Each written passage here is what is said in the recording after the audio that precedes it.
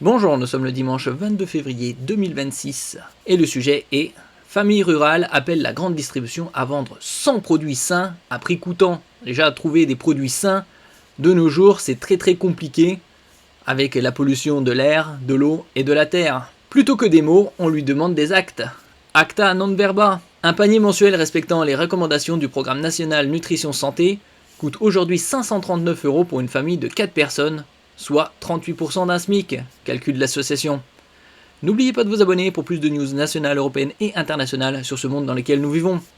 Plutôt que des mots, on lui demande des actes, a lancé mardi 1er février sur France Info Nadia Ziane, directrice du département consommation de l'association Famille Rurale, alors que 32 associations appellent la grande distribution à vendre 100 produits essentiels et bons pour la santé à prix coûtant, afin de rendre une alimentation équilibrée accessible à tous. On a vu au cours de ces 4 dernières années une inflation très importante, surtout au niveau de l'alimentaire. D'autant que la grande distribution avait pris l'engagement en juin 2025, la main sur le cœur, de jouer son rôle dans la transition alimentaire, a-t-elle ajouté. Les produits concernés sont des denrées de base recommandées par le programme National Nutrition Santé, PNNS, fruits, légumes, pain, pâtes ou œufs.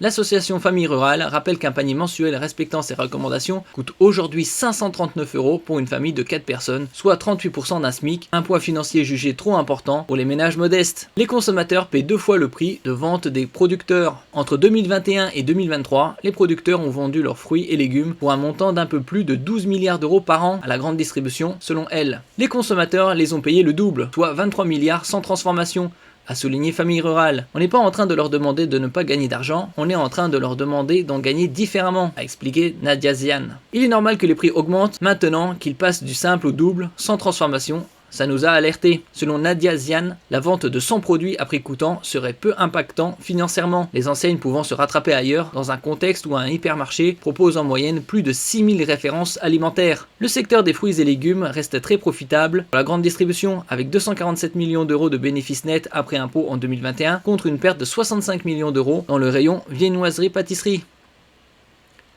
Merci pour votre écoute et à la prochaine.